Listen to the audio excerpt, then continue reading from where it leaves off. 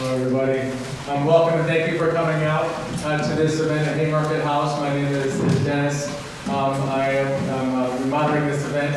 So just to introduce the panel, then we'll get to basically the way this is going to work is I'm going to facilitate the first part of the conversation, just ask some brief questions to the panelists to kind of go through that, and then we'll open it up to the audience to pose questions or make comments, and for the panel can certainly reflect on that section as well. But just introduce myself real quick. My name is Dennis. Like I said, I'm a member of Tempest. I'm also an activist within the Chicago Teachers Union, where I work as a school nurse. Just immediately to my left here is Nora. She is also a CTU activist. She's a high school English teacher. She's organized and researched against racism, in particular the far right, for many decades. We did have one change in our panelists. Asha wasn't able to make it, but we have Yuchabel here has generously joined us. She is part of the citywide Defund working group of the Democratic Socialists of America, Chicago branch. She's been here for 3 years. She's been heavily involved in abolitionist organizing. Before Chicago, she lived in Florida and did organizing with Black and Indigenous youth, fighting against racism. And now it's here in Chicago. So welcome, Yuchabel. Thank you for stepping in. And then at the furthest away from me is Mary Bowman. They're an abortion and trans healthcare provider who lives here in Chicago. Has been an activist for many years here in Chicago around many different issues, particularly around abortion rights and trans rights. So just to kick things off right into the discussion, the first question I wanted to, maybe I'll just start and we'll go down the line if that works, is how have the right wing, I actually was supposed to give a little bit of a political introduction. I just remembered that. This is what happens when you don't really eat breakfast, but you drink a lot of coffee in the morning. So don't do that. So anyway, the election, just to reflect a little bit before opening the panel, so again, apologies, is just about, since Tuesday, I think, like many people, I personally felt a level of relief, but also dissatisfaction. Because relief in the sense that this red wave that was being predicted, where Republicans were going to be sweeping the House and the Senate, didn't happen. So I felt relief on that. But I also felt dissatisfaction in the sense that the actual red wave that we need in this country, socialist uprising, is still very far off in the future. That's something that we need to fight for and organize around. We did see wins, concretely. Abortion rights, when they were attacked. In some locations across the country, there were attempts to get constitutional amendments to ban abortion. Those failed. In states like Vermont, where they wanted to have enshrined abortion rights into the Constitution, those passed, and that's important. There was a candidate I saw that was running in California who put up a sign basically saying, here's how much of the budget goes towards the police. And based on that, they won, because people can see there's a problem with how much funding goes towards the police and not towards people. But again, there's dissatisfaction because while it's great that Vermont has passed a constitutional amendment to defend abortion rights, 1973 was 44 years ago. The Democratic Party has had all that time. If they wanted to make abortion legal and codified within laws or the Constitution, they had a lot of time to do that and failed to do that. And so we still have much work to do. And I think elections, for me at least, the way I view it, and I'm curious what other people think, are one barometer of politics that exists out there, but it's not the only one. We have to go deeper than that. Even when I was petitioning for Moise on Tuesday, because they had it's a holiday for CPS workers who are off course, so I was in front of the library petitioning for Moise, and when I would ask people, what are the issues you care about? And some people had really great answers, other people, they weren't really sure. And I think that for a lot of people, they are kind of just resigned to what's happening in the world and don't really pay attention to it for understandable reasons. But but they see elections as something that's important. This person was clearly there to vote, they wanted to register their vote, but it's not being seen as a part of a politics. It's not being seen as a way to view the world. It's not being seen as something that you want to do to change the world. And here in Chicago, we had some successes around electoral politics in the sense of the treatment not trauma referendum that Rossana Rodriguez has been advocating and fighting for. It passed overwhelmingly in all 3 wards. And it's non-binding, but it does show where people's heads are at. And I think we can say the same thing about the red wave. Like, fortunately speaking, like across the country, there isn't like, most people at least are not down with what Trump is for, but at the same time, it's insufficient. Like, even when I went back to work on Wednesday, I work in schools, it's my primary job as a nurse. For the second time in the same week, an ambulance came by the school to pick up a student, a middle school student, who wanted to hurt herself. And to me, it's just like it underlies the ongoing lack of health care that exists, particularly for kids around mental health issues. And this is 2 different students in the same school in a week. It's pretty outrageous that this isn't seen as a 3-bell fire alarm, that we need more mental health care for students across the city. I also worked part-time in a hospital, and I worked, I guess that was Friday night, 2 nights ago, and I took care of the same person who I'd taken care of 2 weeks before. This is a homeless person who has lost both their legs due to disease and lives on the street in this cold weather, and again is trying to get access to health care and to housing. And again, so you counterpose those 2 things, and what we see that's being up for an election, we don't get to vote on should there be health care for everybody. We don't get to vote on should everyone have a place to live. We don't get to vote on should mental health care actually be provided to every single person in this city, and have enough training, people who are trained in that profession to provide those services, especially to children who need it. We don't get to vote on those things, but we do get to vote on candidates who supposedly will represent us every 2 or 4 years. And so I think, it's an inadequacy of our system that's not truly democratic, but it nonetheless is a barometer for understanding where people's heads are at. So that's enough of my ramblings. And let me get into the panelists here. And so the first question I would propose, maybe we can just go down the line here, is how has the right-wing attacks and the backlash made themselves felt in your area of work and in your struggle, and how do you think, what would you like to talk to people about in regards to that? Man, that's a small question to open with. So this is my 25th year as a teacher in CPS, but I've been organizing against right-wing extremism for a lot longer, and I've never seen them trying to get a foothold in schools like they are right now. And the way I would describe it, if we're asking what I've seen, what I'm seeing is just constant, we'll stick with the fire analogy, constant fires needing to be put out. There was a meeting that I felt came out of nowhere at Lincolnwood Library. I don't know if anyone knows what happened there. I didn't even know that meeting was happening until I was seeing clips of people screaming at each other about book bans. I know that anyone who's been following the slow motion death of the Niles Main District Library at the hands of a fascist library board. There's another vote coming up that is going to further gut that library, and I think I just heard they've gone from 11 full-time librarians to 4. I mean, that's been happening over the course of, I think, 2 years now. So, and that's just the 2 that I've talked to someone about in the last, like, 12 hours. So I feel like we're just constantly looking around to see what school is under attack next, what school board election is about to go down in flames, what library is being dismantled, which books are being banned. And so people in education spaces who are trying to confront these issues, it's honest, it's not just death by 1,000 cuts, it's exhaustion by 1,000 FOIAs and book challenges and weird, and I hate the term parents' rights organization because that's not what they are, but these kind of little clusters of parents mobilizing with extreme right-wing agendas. I mean, we're constantly being sworn. So that's the feeling right now, that's the mode right now, and the feeling among those of us doing the work in education spaces is just exhaustion. But man, can we not stop now? So that would be my quick overview to answer your question.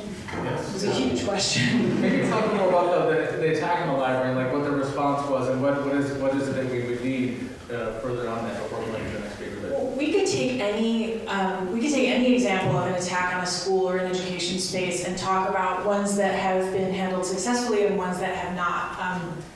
I like highlighting success stories, so I'm going to talk really quick about Taft High School. Do we know what happened at Taft High School in the spring? Turning Point USA tried to start a youth chapter there. Oh, Turning Point USA is a hate group, and we can keep that on video. They absolutely are. That's Charlie Kirk's whole project. They started a while ago. Their goal was to get a chapter on as many college campuses as they could, and then they said, all right, cool, now high schools. And they started aggressively trying to start high school chapters, and there are even a couple of attempts to have like middle school chapters. Turning Point USA, I have described them to the video before as Nazi adjacent. Like they take all the right little steps around the semantic. They're fascists. They're absolutely fascists. And their rhetoric is escalating like as we speak. In fact, I think Charlie Kirk had a really memorable meltdown about the election. If anyone wants to go find that online, it's really satisfying. So they tried to open a chapter at Taft High School with the help of a right-wing extremist on the far northwest side, a police sergeant named Annie Hessam.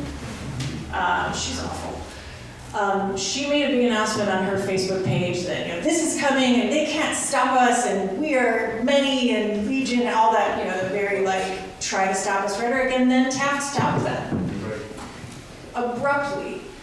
Taft stopped them abruptly by parents and students and CTU members at Taft and nonprofit folk, and including myself, like we all got together and said, okay, here's how we do this. And the Taft administration deserves a massive amount of credit too for not both sidesing it, not saying let's have a meeting about this, not saying like, well, we want to learn it. No, you're hate group adjacent and you're not going to do anything on our campus, not now, not ever. And they ran their response through CPS Legal, which means that there went Turning Point's hopes at any CPS school ever.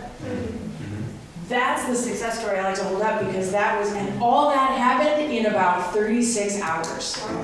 It was, and I'm telling you, I've been doing this work for a long time, it is the fastest, best response by a school community I think I've ever seen. Because it was absolutely no,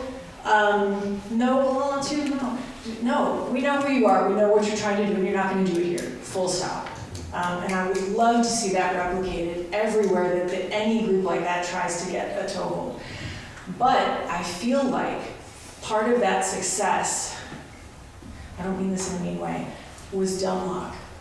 Like some of the parents at Taft knew the work that I do around keeping hate groups out of schools, and I knew that I could reach out to CTU, and CTU knew they could reach out. Like it was kind of like a perfect storm of people involved to respond and respond quickly, and we had a friendly administration at Taft who wanted no part of this.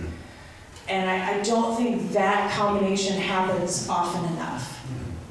So while Taft is a success story, I feel like it could be replicated more often, but we could really take a lot of steps to make sure of that. No, that's really important. And just to add some other context, like Taft, for those who don't know, is on the northwest side of Chicago, which is like top town. And I remember my kid went there for a couple of years, and we went to some event, and the principal wanted to like highlight first responders and cops and like veterans. So it's like that is the environment. So even within that, Turning Point was seen as out of those bounds. So I think it's important to outline that. Yeah, Taft was supposed to be their easy win as a first chapter opening in CPS, and then they were going to try to branch out to some of the other schools with larger, like white and conservative demographics. And the fact that they got swatted out of Taft so fast is really significant. And man, were they pissed. Yeah, because I mean, just one last thing on Taft, like that's the one school, because there was a fight in CPS to remove police from the schools, and Taft was an outlier in the sense that they voted to keep all their cops for whatever reason. So that, even within that context, I think it's important to recognize that we can still, even within them, make those gains. We still have a lot of work to do, obviously, at Taft and other CPS schools. But thank you for that, Nora. So let's go next to Yuchabel. Like, how do you, in your area of work, the right-wing attacks, how do you view that within your work, if you don't mind? Yeah, outside of being involved with the citywide Defund CPD campaign, my 9 to 5, my day job, is working with an organization called Illinois Prison Project. And what we do is we work to get folks out of Illinois state prisons. So we do decarceration work. And as many of y'all know, there is a lot going on in trying to get the Pretrial Fairness Act like not fully implemented, and it being watered down or just taken out completely. And so, yeah, this election definitely had, could like easily influence my job at Illinois Prison Project and Thankfully, Pritzker was reelected, and so our job won't be as impacted. And also, we're hoping to do what we can because it impacts like our clients. There's so much in the Pre-Child Fairness Act. I mean, the huge thing is how it's going to end money bond, but there's also certain rights for people who are currently incarcerated. And so there are many things that people aren't informed about, and we're trying to do our best to do what we can to defend the Pre-Child Fairness Act because it could really offer a lot of relief for folks who will be in interaction with the legal system, with cops, and also like folks who are inside.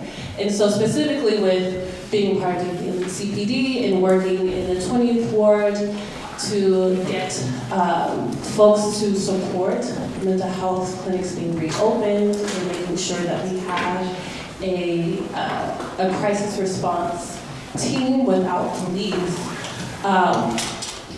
If they decide to just not, with pre-child, it's a state level thing, but it will impact us locally because if we don't have the support that we need, then more people who have a mental illness will be locked up in prison and even be further traumatized and even like have their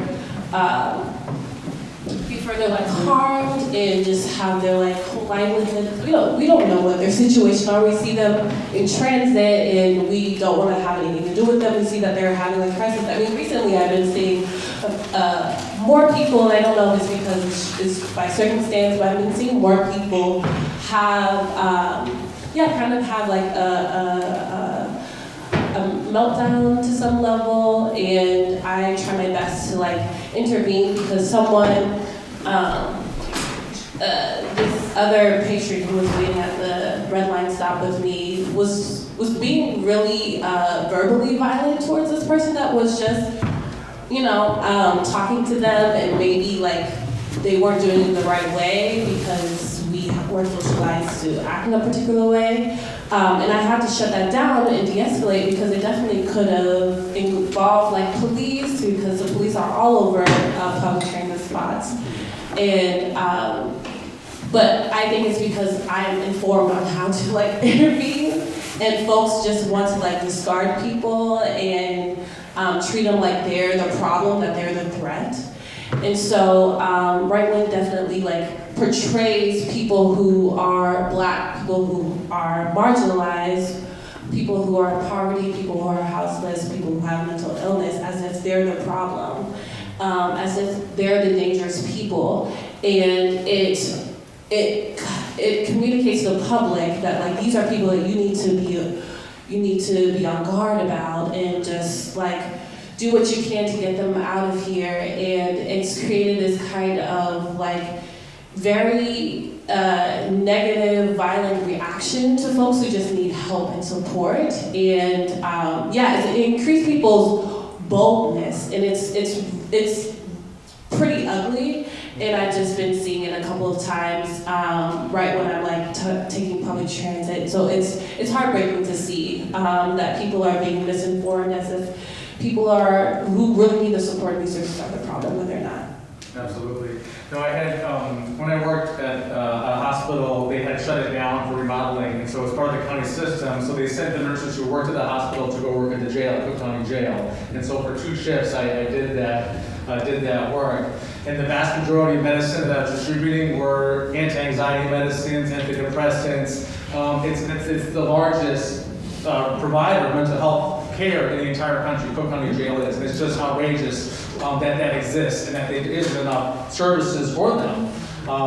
And people there who are not there because they're bad people, it's because we live in a racist society that treats people different based upon the color of their skin, what neighborhood they're from, and that's why Cook County jails are bursting at the seams. And people don't have money to get out, like we were talking about, to make funds, so they're just stuck there awaiting trial for indefinite amounts of time. And certainly, if you have a pre-existing condition of anxiety or depression, being in jail does not help you with that. And giving these people pills does not help with that. And even getting basic health healthcare. Like people kept coming up and saying, I've had this cut on my arm that was like a week ago. They put stitches in. They said they were going to follow up. They haven't followed up. Like, can you help me with that? And so it's just the work that you're doing, I think, is really important. Just as a follow-up question, I know you've been in Chicago for a couple of years organizing, and 2 summers ago we were marching in the streets. Every day, fighting against this racist, criminal injustice system, fighting against police brutality.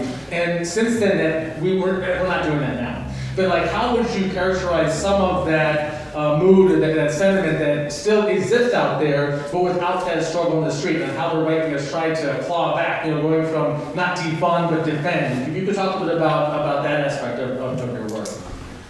Yeah, I think we've had to adjust our strategy because a lot of folks have been, I think, to some degree burnt out, and also there is just mass resistance going on right now, and trying to make sure that we take care of ourselves and also like make sure we can increase our resources and adjust our strategy. But there's definitely movement going on. It just looks different right now, and yeah, even with citywide defund, we had to figure out, okay, with the budget keep being passed and folks aren't able to, have enough bravery and courage to say, no, we can't tolerate this.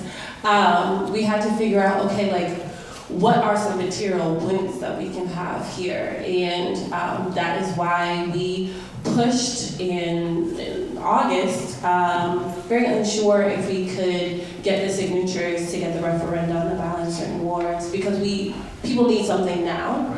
And we had the pandemic in 2020, and that was the moment to have some progressive, some huge like wins, and a lot of progress was made, but now we see that they're trying to take the progress back by really taking away and watering down and maybe even like throwing Pre-Child Fairness Act away. But we definitely are meeting that resistance with trying to galvanize and energize and get people organized to lobby on Wednesday to make sure that we defend the Pre-Child Fairness Act. And we did get the referendums passed in the 3 wards on this past election. And so it wasn't an easy feat, but the thing is, we're just very determined. We're powerful, yet small, but like we're powerful because we know that we deserve better. All right. So I know that there's been, this society hates women, hates trans people. It's been an ongoing, it's not a new thing, but how has your work been impacted by some of these latest attacks by the right wing? If you could talk about that. Yeah, it's a big year for trans health and abortion. I'm just gonna start by telling you every state where abortion has been completely banned in this country. Alabama, Arkansas, Idaho, Kentucky, Louisiana, Missouri, West Virginia, Texas, Oklahoma, Mississippi, South Dakota, and Tennessee. In Florida and Alabama, there have been bans on gender-affirming care for trans youth. And then there are gestation week bans in 4 other states for abortion. So Chicago and the state of Illinois, in terms of both of those types of care, is a safe haven for receiving abortion care and gender-affirming care. Pritzker did get reelected. Abortion was a huge part of how he convinced people to vote for him. But when you compare what Illinois has done for abortion protections to some other states, we've got a ways left that we could go. And there definitely is, it's an uneasy feeling to go through this election season as an abortion provider, knowing how much we've already lost and knowing how much we could still stand to lose. So other states like Massachusetts, Connecticut, Oregon, New Hampshire have passed additional protections for abortion providers. For example, in 8 and abet states like Texas, for example, if you're a Massachusetts provider and a Texas patient comes to you for an abortion, you could be prosecuted by the Texas law, and Massachusetts law will protect you as a provider. And so Illinois hasn't gone that far, but we could. I think the other thing that we had been expecting around the fall of Roe that is starting in earnest now is the attack on providers similar to what happened in the 90s with Operation Rescue. So already we're seeing abortion providers being targeted and harassed. There was a doctor in San Francisco who was being stalked by an anti-abortion activist. I'm not sure if you all know about the doctor in Indiana who gave a 10-year-old rape victim an abortion right after Roe and was arrested. So, you know, there are these little glimmers of where the fascism is coming through, even in places where, you know, like San Francisco, where you wouldn't expect it to show up. I think the other thing, you know, to keep in mind is that for trans kids especially, but for trans people and queer people in general, there's been this slow swell of right-wing attacks. You see it in the drag story hours that have been interrupted and disrupted by the Proud Boys, and that's happened in 6 states. You know, like it's a concerted, organized attack, and they feel a sense of entitlement to go into those spaces. Many of them at libraries, like Nora was saying, right? So they're trying to find these public spaces where they can interfere and make people afraid, you know? I think that's the other thing. Where's Kirsten? You have that Chicago citywide in your back pocket, don't you? Oh, yeah, I always carry it. Yeah, it's important. But I think, you know, for anybody who lives in or around Chicago, maybe all of Illinois, Darren Bailey's campaign sent out these wild fear-mongering newspapers, and many of them were just about gender-affirming care for trans kids and doxing providers that work at Lurie's Children's Hospital in the gender wing. And so even while Pritzker won, I mean, Darren Bailey got, you know, 1.5 million votes. And that, I'm sure that campaign was very successful, just, you know, sending these mailers and people thinking they're real newspapers and thinking about what Yuchabel was saying about, you know, the Pretrial Fairness Act. They went hard against the Pretrial Fairness Act in that rag also, and had full-page spreads of black and brown faces of mugshots in the centerfold saying these are the violent criminals who are going to be released into the community if you pass pretrial fairness. So, you know, they know what they're doing. They're very well organized and they know what they're doing. And the Democrats are just so spineless and so puny, saying, oh, look, we won. Like, they're not even taking seriously the threat that this growing organized fascism has. Like, they're saying, oh, you know, dodge that bullet. It's like, well, it's not gone, you know? Like, and some of them won. DeSantis, Abbott, like, some of, like, J.D. Vance, you know what I mean? Like, it's bad out there. We can't, like, sit back on our heels now that, you know, some crises were averted, because some weren't. And some are building. Like, right now, anti-trans bills, whether it's a bathroom bill or a kids playing sports bill or gender-affirming care bills, currently in Pennsylvania, Arizona, Michigan, Iowa, Louisiana, Ohio, South Carolina, Indiana, Missouri, Tennessee, and Georgia, there are bills that are moving forward, right? And so why do they think it's important to stop trans kids from playing sports?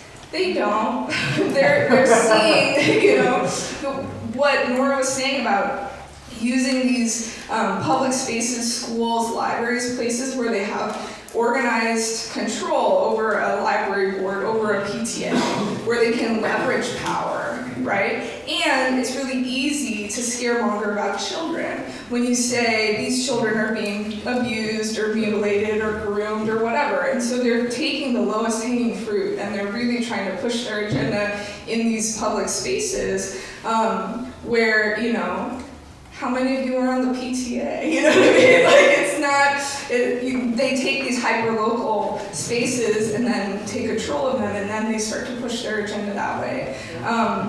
So, I mean, how are the right-wing attacks making themselves felt in my area of struggle? I mean, like, we're dying, you know? We lost. Like, abortion rights lost. And there's a lot of contending that we have to do with that. Just to expand on the point we're making, I mean, I think it seemed like the right wing thought that abortion would be one they would gain a foothold, and that clearly of the referendums that took place in various states, they didn't win those. Most people think abortion should be legal. They don't agree with Dr. Oz, if he's even a freaking should be called a doctor, that the people who abolish an abortion should be the woman, her doctor, and your local politician. Most people reject that as ridiculous. But they are still going hard on trans for some reason. Like, but if you could talk more about it, because that's definitely an issue that is affecting, like, in the schools that I work in, there's many trans youth that they struggle, you know, because they're not out to their parents, or they're trying to figure out how to navigate a school system, which CPS thankfully does support them by and large, but in an environment which is not as welcoming as it needs to be. But they still seem to be glomming on to that particular one. I was even meeting with a teacher at a teachers union conference, and she was talking about her students, her child's school in Indiana. They have said no more stuff on the walls. And it basically was, their main target was to get the drama teacher to take her pride flag down. They didn't want that. So they made everyone take down their family photos and their pictures of Disney World or whatever, just to get this pride flag down. So they still seem to be, the right is fixated on it. So you could talk a little more why you think they're glomming onto that particular issue. I think, you know, there are many parallels between the attack on abortion rights and the attack on transgender existence. But a big difference is people understanding what it means. So, you know, trans people make up, you know, maybe 2% of the population. The most recent research shows that many young people ID, especially as non-binary, but also as trans, and so those stats are changing and people are feeling more comfortable self-identifying when polled. But I think it's a boogeyman, you know. I think it's an unknown, and again, I think kids are a soft spot. So when you say, like, you know, this is the sexualization of children, that's what the Chicago citywide tells me time and again. You know, that it's people like adults enacting their wills and agendas on the bodies of children. That's kind of how they put it. And I don't know if you've heard any anti-abortion activist ever talk about the rights of the unborn, but, you know, it's a very similar kind of moral panic that's driven by, you know, these innocent lives, these innocent children. But I also think gender identity is really confusing, and it's not really straightforward or clean. And a lot of people, you know, I was reading to prep for today, and there definitely has been more, like, these elections, we had more LGBTQ people run for office and get elected than ever before in US history. And so it makes you wonder, like, how are these things sort of coexisting? And around sexuality, I think there's been some softening and some more acceptance and awareness, like, oh, you know, queer sexuality is maybe less threatening now that capitalism has, you know, found ways to profit from it. But I think gender identity is still really confusing for a lot of people, even trans people, right? Like, it's not very cut and dry, it's not super obvious. It's something that takes a lot of thoughtfulness and a lot of intention to understand. And in CPS, They have, again, Chicago citywide, bringing me all the news that's fit to print.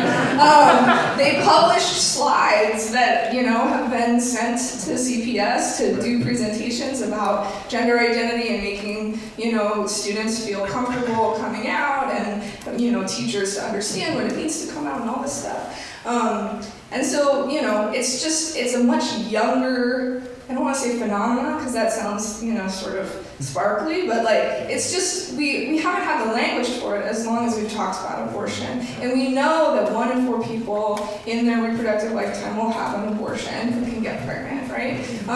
Whereas it's this much smaller percent of people who ID along, non-binary and transgender identities. Yeah. So it's, they're going after that. This is a scary thing that can happen to your kids, that the teachers in these public schools can tell your kids to be trans or change their minds or get them gay or whatever. And of course, I didn't even mention the Don't Say Gay bills and all these things, right? It just kind of mushroom clouds out. Yeah, I think that's right. It becomes like you were saying, a bogeyman to get people whipped up. Like even a neighbor of ours who probably got this from the Chicago City where I was saying, oh yeah, we've heard that in schools you can't call the child a he or a him. It's just like, no, that's not what's happening. But this is not like some right winger. This is like just a regular person who lives on the street whose head is being filled with garbage. And so we definitely have to work against that. Dennis, can I mushroom cloud that? First of all, you made me think of the kitty litter urban legend. Okay. If you haven't heard the urban legend about litter boxes in the bathrooms, that also made the rounds. But to build off what Mary was saying, and again to go back to Chicago citywide, the idea that we are turning kids gay, turning kids trans, enabling them, putting litter boxes in the bed, whatever. And the fight over abortion access and care kind of goes part and parcel with great replacement conspiracy theory. That's this big umbrella. And if anyone is unfamiliar, the 30-second version I can give you about great replacement theory is that it is an old idea. And it is deeply rooted in anti-Semitism, that there is a plot to replace white America. And abortion access fits in because we all know that what white women are supposed to be doing is having lots of babies to maintain cultural and political dominance. And where LGBTQ plus folks threaten the planet is fairly obvious as well. I mean, if you start getting wacky about the genders, we can't be having all the babies, and then George Soros does a thing, whatever. This was also in those fucking rags that showed up at my house every 3 days with pictures of Governor Pritzker and Jennifer Pritzker. And that it was really laying out that the Pritzker family has been bankrolling gender confusion and just shoveling money into programs at places like Lurie. I am amazed. I mean, I don't want to say it out loud because I do believe in Jesus, but I'm amazed nothing horrible happened at Lurie. Like during this campaign, I felt like we were all holding our breath every day. So to blow that up further, it's actually in a decades and decades old conspiracy theory about replacing white America. So, and that's why we're seeing Proud Boys outside abortion clinics, and we are. And that, the people showing up to yell at patients seeking care aren't just wearing windbreakers that say Jesus, they're wearing tactical gear and body cameras, and it's real fucking scary. Yeah. So people have touched on this in the previous round, but people can talk more specifically and hone in on what is your sense of what this last round of elections showed on Tuesday, whether nationally, locally, statewide, just maybe some reflections from your perspective on what these elections showed for our city, our state, our country right now. You want to go back a little bit? Okay, sorry. Yeah, so over 90% of folks who voted in the 20th, 33rd, 6th Ward voted yes, that they want to reopen mental health clinics and have police removed from responding to those calls. So people know what they need, and people are going to show that in whatever way that they can. And for a lot of them, that was through voting.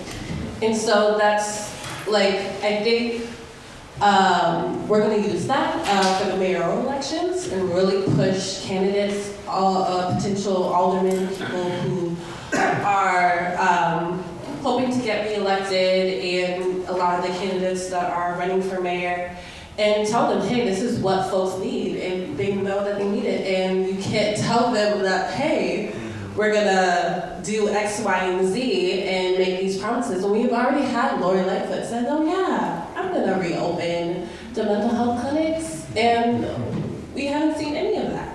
And I had conversations with folks as they were going to the polls about how, yeah, they've been seeing a lot of just closures. They have been seeing a lot of disinvestment.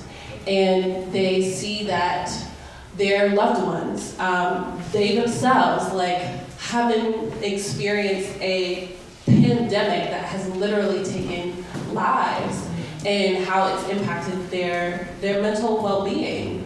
And they're just like, yes. I mean, older residents where I was at, because sometimes it's taboo to talk about how we need therapy, or how we need medication, or how we need to go to a clinic and talk to a psychiatrist. But it has gotten to the level where it's you can't even doubt it anymore. It's very apparent.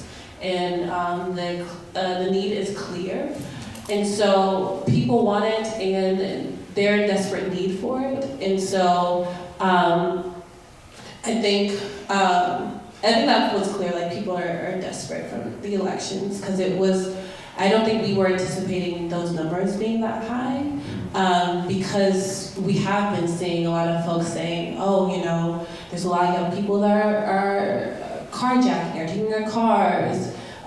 They're just, causing a lot of destruction and harm in our communities. We need more police.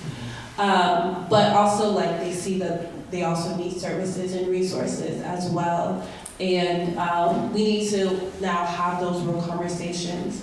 And we as residents, I live in the 5th ward, but 20th ward is my neighbor, and just have conversations and let them lead the way, because they know what they need. Yeah. I think that's a really important point you're making about what we were in the last round kind of talking about, how politicians use crime or tough on crime as a code word. It's basically just a way to either create more racism or create more divisions and not deal with underlying issues. For example, in the neighborhood that I live in West Ridge, West Ridge Elementary has lost 2 students to gun violence just since the spring. One died over the summer, and a 13-year-old died just last month. Just because of senseless violence. And that's something that politicians do, think, we need more police, we need more things. So what is your responses to people who are feeling like that this is a real issue in my community? I'm worried about my safety, I'm worried about my community, I'm worried about my kids, because they don't see the police as a solution. But talk more about how we can address some of their very real concerns in a way that directs them towards the things that we want, the changes that we think will solve those problems. Yeah, I think that is one of the top challenges for us, because the reason why they want police is because of what they believe police offers them.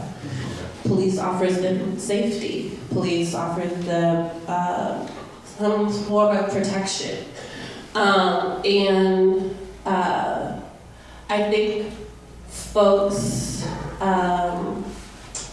that want, the desire is good, because we have limitations. There are things that we're not trained on how to protect ourselves or de-escalate a possible violent situation. All they have is police. So it's very understandable on why they look to police, because that's all they've been given.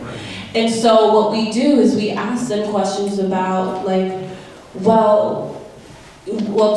has police done this? Have they been able to prevent something from happening, or do they come after the fact, after the harm has been caused, after someone has died? Or could you have support or resources so you can rely on like your community and your neighbors? And like, where do you feel the most safe? Is it your aunt that's like down the street? Is it your brother? Whenever you have a problem, they'll be there to support you. Are there like better ways that we can think of, not better ways, but can we stretch our imagination to think of what safety could look like and feel like other than outside of police? And is police actually capable of providing that? So it's really having those conversations with people and trying to stretch your imagination on what actual safety could look like. Yeah, thank you for that. Thank you. Do you want to go next? And as far as like what your current reflections on the election, overall, like as it relates to your work or just in general? So first, I agree with the rest of the panel that there's a lot to celebrate. There are some victories, but man, should we not get too comfortable. Because they're already having strategizing meetings to talk about how to repackage and rebrand. And if there's one thing that I've seen in my many decades as you said, how old do you think I am? Did I say that? Sorry. It's fine. I'm 46, just to put it out there. So am I. Okay. So, like over 30 years of organizing against hate groups, one thing that I can assure you that they will do is rebrand. They will rebrand, they'll repackage, because they don't show up in, combat boots and bomber jackets as much anymore. They show up in business suits. So they're repackaging what they were trying to do in this election already. Like they're trying to resell, they're trying to find scapegoats for their losses and just come back with the same shit, just assembled a little bit differently. So, but I do think there are things worth celebrating. I do think a lot of parents who aren't involved at either end of the political spectrum saw a lot of bullying of LGBTQ youth and said, no, that's a bit much. And heard the phrase book banning, and it rightfully scared them as much as it should. So I think that some local elections in the state of Illinois were determined by folks' aversion to things we associate with fascism and actual Nazis. And those were conversations that were becoming really transparently frightening in the Chicago suburbs. And I'm telling you, they're coming to Chicago next. So I think that we should be looking at how these people and these measures were defeated in the suburbs and downstate and preparing our response for not if, when they bring the fight to Chicago more than they already have. Mary, what are some of your reflections on the election? I mean, as you said in the lead off, the states in which abortion was actually on the ballot in a referendum, every referendum vote that was against abortion didn't pass, every referendum vote that was for abortion did. But that just affirms what we already knew, which is most people support the right to abortion in this country, and that the Supreme Court is an undemocratic institution that we should abolish. So we do that, though, I think, as I said before, the number of queer and trans candidates that ran and were elected is historic. I kind of don't care, though, because your identity means less to me than your politics do. So, many of them just running as Democrats without any sort of left accountability. So I think that we need to be more critical of the wins, even though perhaps the left does that a lot. We can take some victories, but we have to be more critical of what feels like a victory, Like, are these people actually going to fight for the majority of society, or are they just going to be a person with a rainbow lapel pin instead of an American flag lapel pin, or both? I think that's the biggest thing that I think the election showed. I mean, I would also like to talk about young people and how many young people came out to vote. And I am not one to say that voting is a measure of your political engagement, but I do think it's a good sign that as a strategy in our, burning society, that young people are trying to utilize all of the resources and tools they have to try to shape the society they want to live in. And so I think we can look to young people for, the strategy to keep going forward too, even as we lose these things. And a lot of the fights in schools have been organized by students themselves, which is really cool. And so, sometimes it's about getting out of the way, sometimes it's about collaborating, but I feel like, I am feeling a renewed sense of almost like ability, I've been waiting for the fall of Roe since Trump was elected. And so when Roe fell, it was like, oh, well, now other people will care about the fact that abortion access is being restricted and banned across the country, which had been happening before June 24th. And so I think that I'm feeling a little renewed in my ability to engage with this fight again. I'm sure many of you feel the same way, but the election season is so demoralizing and such a dead end. And so, we've had many awesome campaigns here in Chicago that people have been campaigning for, and I'm really excited about some of the local elections that are coming up. But I also feel like it's such a distraction, and it's such an energy suck, and it gets really hard to do the other work you have to do when there's so much, noise.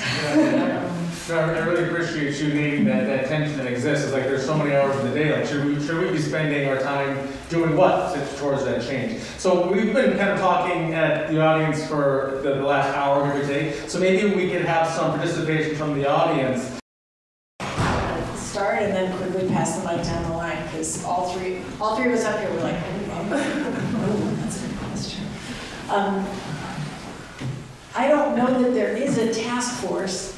I wouldn't presume to be on it if there is, but I don't know if there is one. There should be.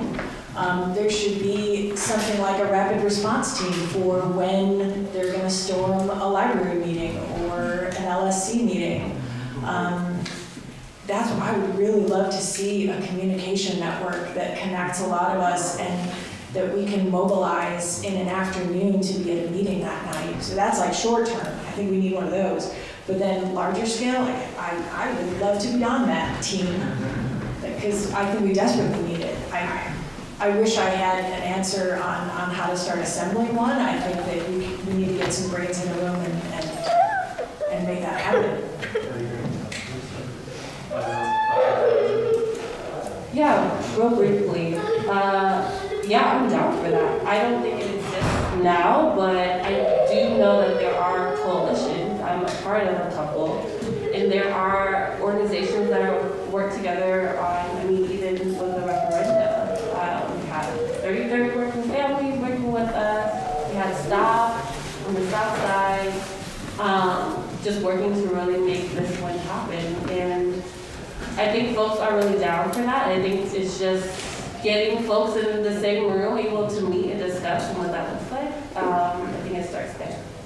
I think it's so hard too, I'm sorry, just one second, because the people we're talking about that would be on that coalition are some of the busiest people I know. Yeah. I don't know how to convince them to do another thing.